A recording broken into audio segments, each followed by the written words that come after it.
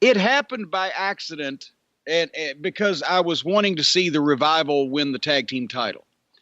But since I didn't know that was going to take place until after it obviously had happened, I had to watch the on-demand version of Raw, and you cannot fast forward on my on-demand version of it. So I had to sit through like 2 hours and 15 minutes of that show in order to get to that tag team match. And I spoke about it on the air and gave some of my opinions on the previous 2 hours as a new viewer, because I've not watched an episode of Raw in several years. I've seen some clips, and I fast forwarded through some things a couple years ago when I inducted the Rock and Roll in the WWE Hall of Fame, but I've not been a regular viewer. So I've commented on the show from the standpoint of somebody who liked wrestling but was a new viewer to what they were doing particularly, and how it was almost impossible to figure it out because they don't tailor their program to pick up new fans easily.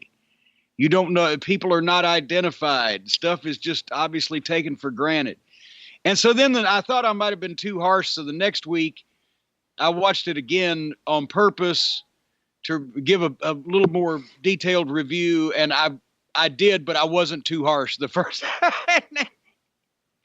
And I mean, and a lot of the problem is what people don't understand about why these crowds are so dead.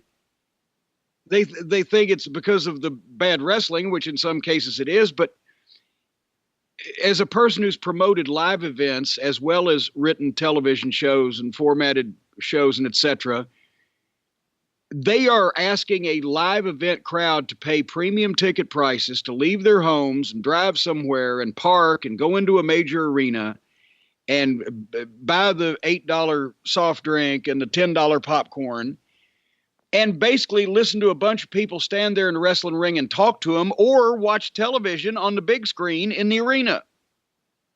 And that's why those crowds are so pissed off. That is the most live crowd friendly wrestling show I've ever seen in my life, because you will go 2 hours in and they've seen 2 dark matches featuring underneath talent and a match and a half on Raw that has some type of indecisive finish.